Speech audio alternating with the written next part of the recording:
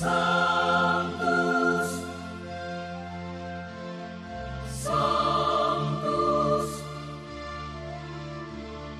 Sanctus Dominus Deus Sabaoth. Bapak, Ibu, dan saudara-saudariku yang terkasih dalam Tuhan kita Yesus Kristus, salam sejahtera untuk kita semua.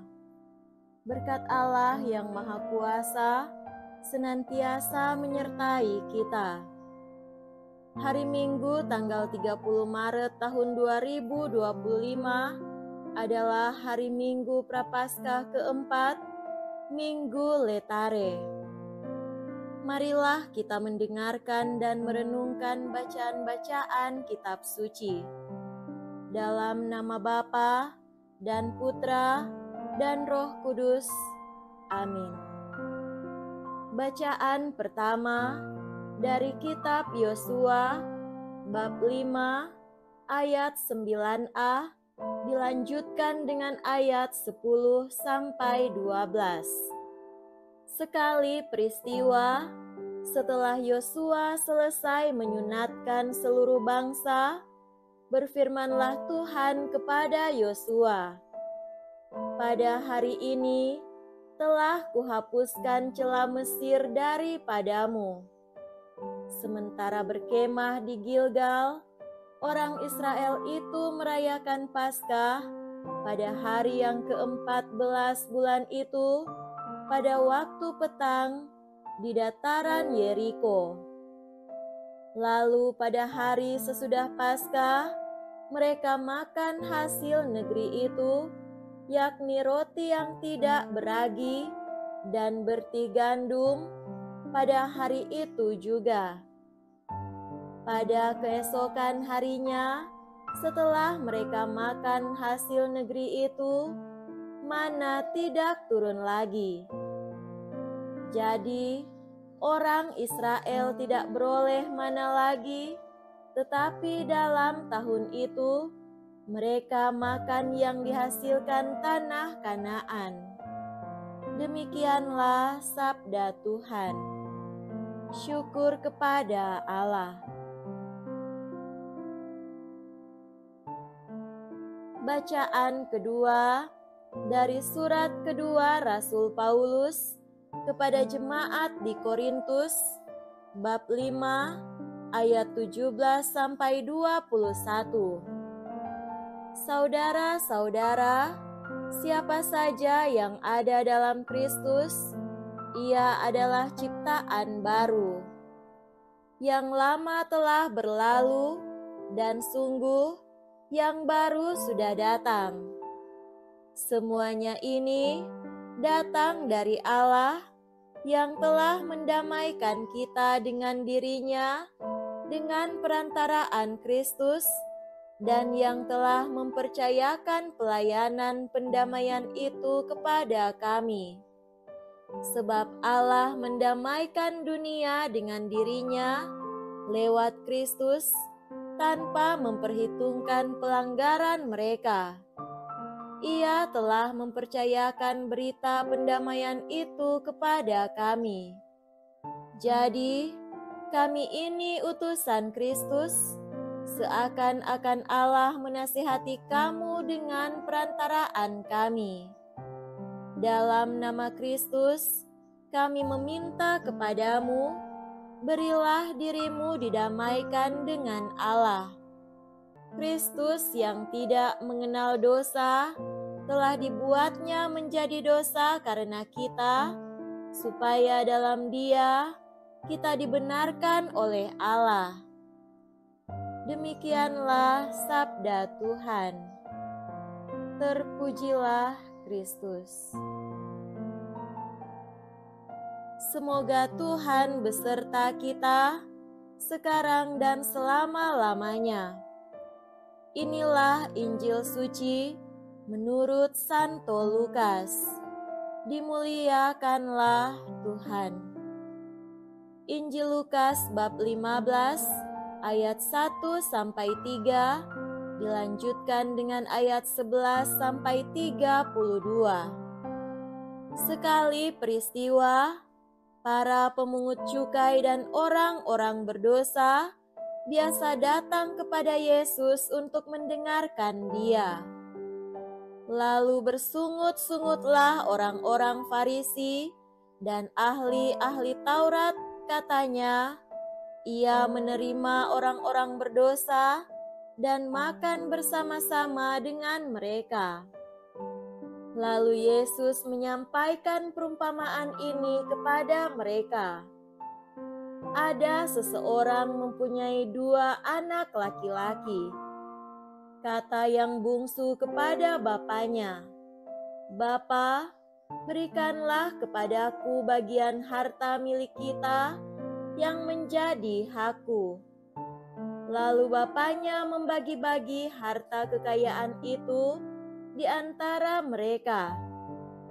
Beberapa hari kemudian, anak bungsu itu menjual seluruh bagiannya, lalu pergi ke negeri yang jauh.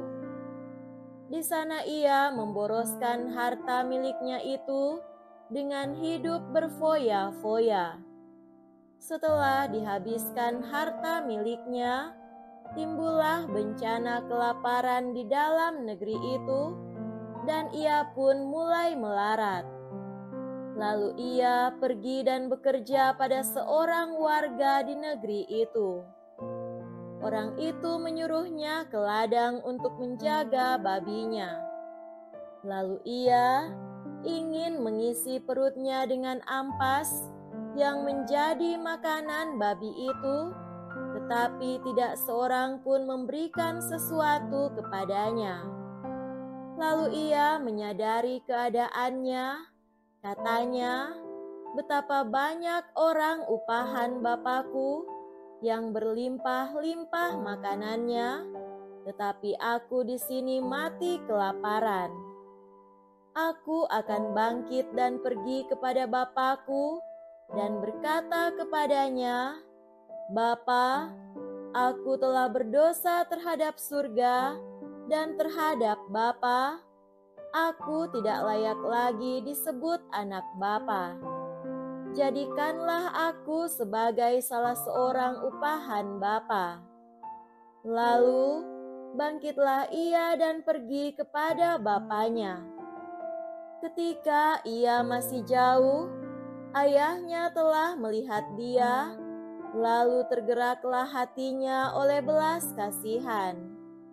Bapaknya itu berlari mendapatkan dia, lalu merangkul dan mencium dia.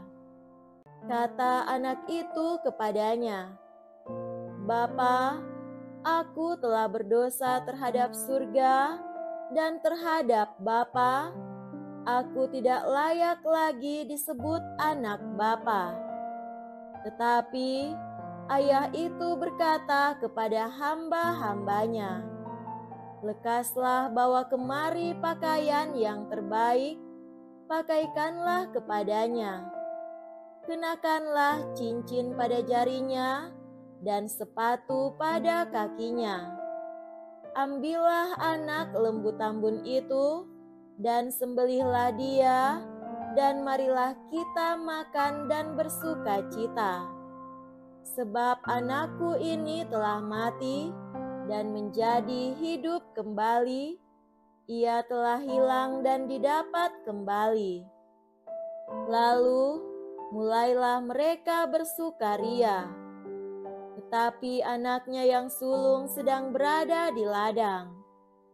Ketika pulang dan dekat ke rumah, ia mendengar suara musik dan nyanyian tari-tarian. Lalu ia memanggil salah seorang hamba dan bertanya kepadanya, apa arti semuanya itu. Jawab hamba itu, "Adikmu telah kembali dan ayahmu telah menyembelih anak lembu gemuk karena ia mendapatkan kembali anak itu dalam keadaan sehat." Maka marahlah anak sulung itu dan ia tidak mau masuk. Lalu bapaknya keluar dan berbicara dengan dia. Tetapi ia menjawab bapaknya, katanya, "Telah bertahun-tahun aku melayani engkau dan belum pernah aku melanggar perintahmu, tetapi kepadaku belum pernah engkau memberikan seekor anak kambing pun untuk bersukacita dengan sahabat-sahabatku. Tetapi baru saja datang anakmu yang telah memboroskan harta kekayaanmu bersama dengan pelacur-pelacur, maka engkau menyembelih anak lembu gemuk itu untuk dia." Kata bapaknya kepadanya, "Anakku, engkau selalu bersama-sama dengan aku, dan segala milikku adalah milikmu. Kita patut bersukacita dan bergembira karena adikmu telah mati dan menjadi hidup kembali. Ia telah hilang dan didapat kembali." Demikianlah sabda Tuhan. Terpujilah Kristus.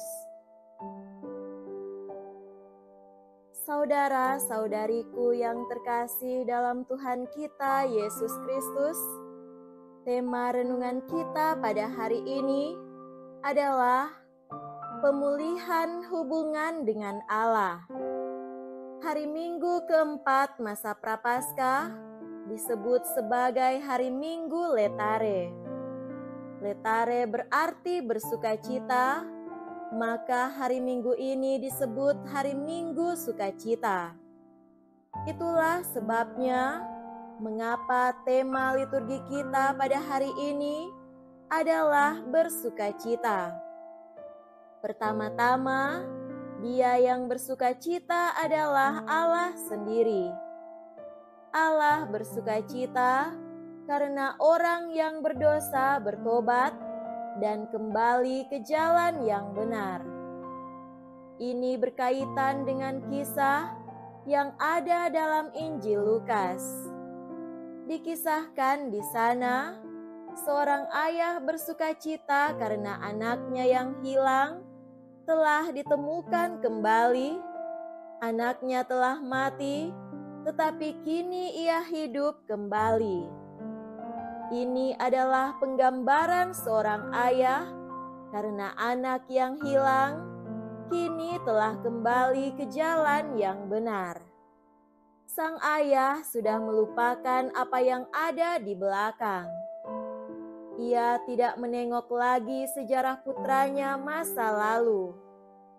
Ia hanya memutuskan untuk memandang pribadi putranya pada hidupnya sekarang sebagai seorang yang dengan penuh kesungguhan hati mau kembali ke jalan yang benar. Maka sukacita di sini bukanlah sukacita duniawi, melainkan sukacita surgawi, karena anak yang hilang akibat perbuatan kegelapan dan dosa kini telah menyadari dampak dari perbuatannya itu dan kini kembali kepada sang ayah. Saudara terkasih, pada pekan keempat masa Prapaskah ini, kita diajak untuk bersukacita karena pertobatan orang berdosa yang kembali ke jalan yang benar, karena orang berdosa yang menjauh daripada Tuhan, kini menyadari kesalahan dan dosanya, dan dalam segala ketidaklayakan dan ketidakpantasan, mau berbalik dari jalan penuh dosa kepada jalan kebenaran. Semangat inilah yang seharusnya ada dalam diri kita umat beriman. Lihatlah pengalaman si putra bungsu dalam perumpamaan tentang anak yang hilang itu. Begitu tinggi ambisinya, begitu besar kehausan yang akan harta benda, tak terbendung keinginannya untuk berfoya-foya dengan kekayaannya itu, sampai pada suatu saat ia terpuruk dan kembali kepada ayahnya karena ternyata apa yang semula dipikirkan sebagai kemapanan, kesenangan, dan kegemilangan ternyata berbeda kenyataannya di ujung perjalanan. Apa yang dipandang kuat ternyata lemah. Apa yang dipandang tinggi ternyata rendah. Apa yang dipandang abadi ternyata sementara saja sifatnya. Pengalaman itu membentuk kepribadian anak tersebut untuk memahami lebih mendalam betapa tidak bernilainya harta sebanyak apapun, kepunyaan dan kekayaan semelimpah apapun berhadapan dengan kerasnya dunia ini. Kita membutuhkan pegangan dan pedoman hidup untuk memandang hidup kita secara benar. Pandangan yang benar itu muncul setelah kekayaan si bungsu itu lenyap. Hanya tinggal keyakinan akan belas kasih Sang Bapa untuk menerima kembali, jika bukan lagi sebagai anak, sebagai hamba, dan pekerja di rumah ayahnya pun disanggupinya, karena itu masih jauh lebih baik dibanding kemelaratan karena ambisi dan kesenangan. Inilah yang menggembirakan hati sang ayah, dan serentak pada saat yang sama, inilah juga gambaran dari sukacita yang dimiliki sang ayah karena anak yang telah hilang, telah ditemukan, dan yang telah mati, telah hidup kembali. Begitulah hati sang ayah yang pemurah dan penuh kesabaran dengan sikap memaafkan. Ia lupa akan masa lalu yang telah menggores sakit dalam dirinya. Ia berfokus pada masa kini karena anaknya telah kembali dan hidup.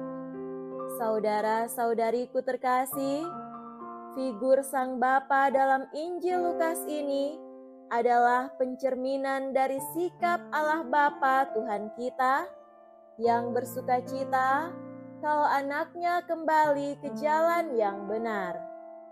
Warta sabda Allah pada hari ini adalah warta pertobatan dan pembaruan. Kita diajak untuk menyadari segala kekurangan diri karena telah bertindak seperti si anak bungsu yang meminta harta warisannya dan berfoya-foya di negeri asing. Sudah jelas, ini adalah tindakan yang tidak bersesuaian dengan iman.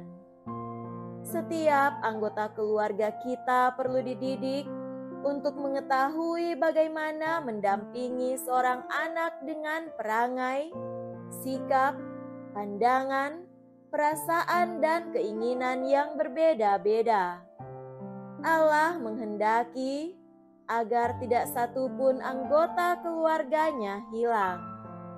Kegembiraan Allah terjadi pada saat manusia percaya kepadanya dan bersatu dengannya, serta berkomitmen dengan setia untuk melaksanakan kehendaknya.